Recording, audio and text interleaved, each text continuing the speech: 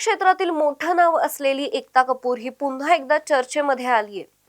ती आणि तिच्या कुटुंबियांसोबतच तिच्या alert digital media entertainment private limited या कंपनी विरोधात खोटी आणि दिशाभूल माहिती पसरवणाऱ्यांविरोधात ती आता कायदेशीर कारवाई ही करणार आहे।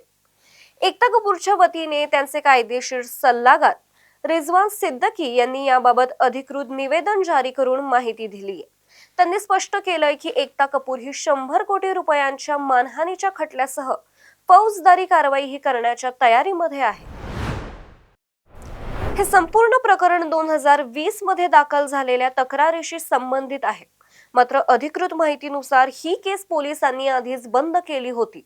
तरीही काही लोक खाजगी स्वार्थ आणि छुप्या अजेंड्यामुळे एकता कपूरला बदनाम करण्याचा प्रयत्न करतात, असा दावा हा तिच्या कायदेशीर सल्लागार रिजवान सिद्दकी यांनी केलाय।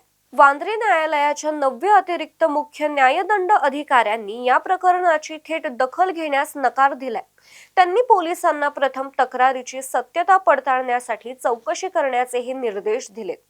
याचाच अर्थ की न्यायालयाने कोणताही आरोपांना अद्याप दुजोरा दिलेला नाहीये। याच पार्श्वभूमीवर एकता कपूर ही कायदेशीर कारवाईसाठी पुढे आलेली आहे। त्यांच्या वकिलांच्या नोटीसमध्ये स्पष्ट सांगितलं आहे की खोटी माहिती पसरवणाऱ्यांविरोधात 100 कोटी रुपयांचा मानहानीचा दावा आणि फौजदारी कारवाई ही दाखल केली जाईल। हे प्रकरण पुन्हा एकदा चर्चेमध्ये आलंय कारण बिग बॉस फेम हिंदुस्थानी भाऊ म्हणजेच विकास पाठकच्या तक्रारीमुळे। त्यांनी अलर्ट बालाजी या OTT प्लॅटफॉर्मवरील एका वेब सिरीजमध्ये भारतीय लष्कराचा अपमान केल्याचा आरोप त्यांनी केलाय।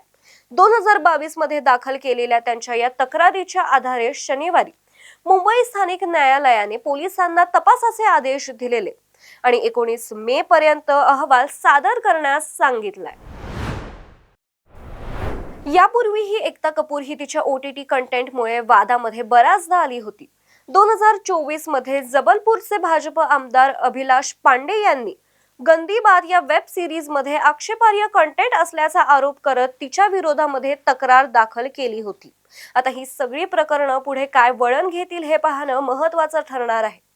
अशाच ताज्या आणि महत्त्वाच्या बातम्यांसाठी पाहत रहा टॉप न्यूज मराठी। आपला महाराष्ट्र, आपली बातमी।